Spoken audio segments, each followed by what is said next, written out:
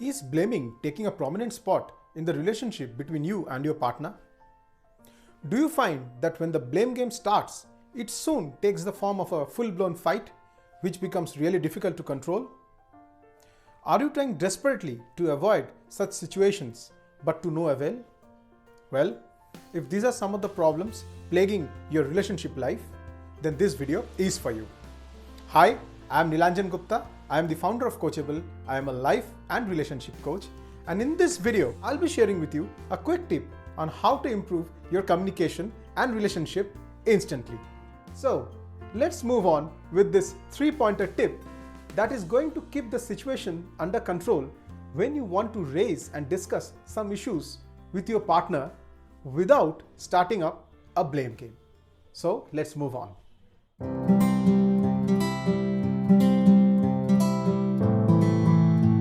You see, even with your best of intentions, what you say can actually escalate an argument into a full-blown fight, with your loved one getting hurt. It's almost like in the heat of the argument, the couple forgets that they both are playing for the same team. Rather, they start competing with each other in terms of who is right, who is wrong, or who holds power. Examples of blaming in a couple relationship could go like this. You didn't do the household work. You didn't do the clothes. You didn't call me up on time. You always come late.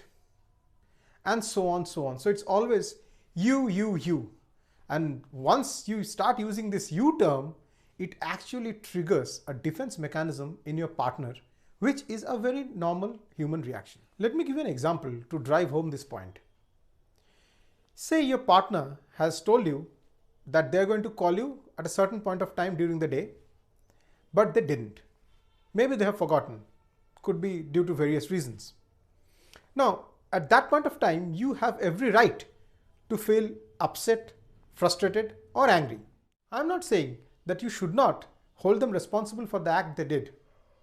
What I'm saying is, in order to resolve the issue, which we know is much more important than proving who's right or wrong at that point of time, you need to communicate the way you feel in such a way that instead of triggering the defense mechanism in your partner, it triggers a willingness to compromise and to hear you out so that some changes, some positive changes can be made. Tip number 1, drop the words always and never from your statements. For example, you always come late. You never do the dishes. See, using these words, we actually generalize and we dismiss even the good times when our partner did something actually good for us. In the long term, focusing on the negatives and dismissing the positives are not going to give us a fruitful result in our relationship. Tip number 2, use when, how, and what statements. Let us consider the previous example. Your partner told you that he is going to call you up at a certain point during the day, but he didn't.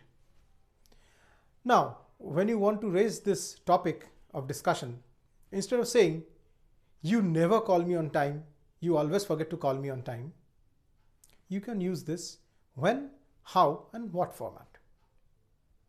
Here's the example reframed in this template. Today, when you didn't call me up, you made me feel very unwanted. Fitting this in the template, today is the when. You didn't call me up is the what. It made me feel very unwanted is the how. So when, what, how statements, if you use and reframe it, then surely the situation will get diffused much easily without raising a heated altercation. Tip number 3, make I statements. See, I statements reduces hostility and defensiveness. Let's reframe our previous example of when, how, what statement using the I statement. Here goes. Today, When you didn't call me up, I felt very unwanted. Remember, I statements are used to express genuinely how you feel inside, the hurt that you have received from your partner not taking the desired action. Point to note, while making the I statements, be gentle and take note, very carefully take note of your vocal intonation, volume, and pitch, because these three should be delivered at the optimal level.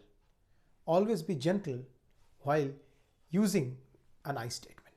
Situations where this exercise specifically comes in handy are attention seeking, when you feel unheard by your partner, during money management talks with your partner, regarding any discussions related to work with your partner, or even if you want to raise an issue about excessive mobile usage by your partner, definitely you can use this exercise. We have come to the end of this video. The key takeaways are: always try to diffuse defensiveness as much as possible whenever you see that there could be a scope of the matter escalating and taking an ugly form.